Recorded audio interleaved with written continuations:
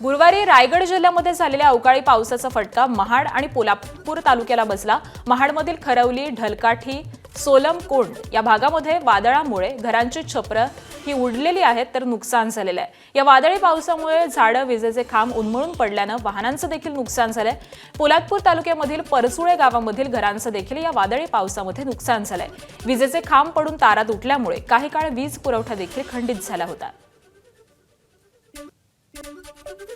वाऱ्याने पूर्ण म्हणजे घराचं छतच आमचं राहिलेलं नाही आणि तिथं राहता कुटुंब ते कुठं राहणार वगैरे काय त्यांच्यासाठी शासनाने जे होईल तेवढी लवकरात लवकर मदत करावी ही आमची मागणी आहे शासनाला। झाडांची फांदी तारानुकी पडून आहे ना, तारा पण पडलेल्या आहेत। अशा पद्धतीने एवढं नुकसान मोठ्या प्रमाणात झालेलं की आज लाईट येईल याची पण शक्यता नाही। पण एवढंच आम्ही आहे ना शासनाला विनंती करतोय की आज नाही तर उद्या तरी निदान आमच्या खरवलीला लाईटीचे बंदोबस्त करून द्यावं आणि जो काय सर्व ग्रामस्थांचा आणि रहिवासीयांचा जो काही म्हणजे नुकसान झालं ह्या वाऱ्यामध्ये लाखो रुपयाचं नुकसान झालेलं आहे त्याची पण भरपाई आहे ना लवकरात लवकर शासनाने द्यावी।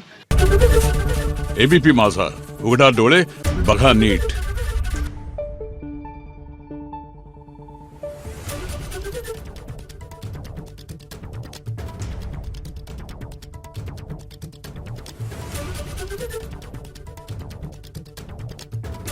Thank you.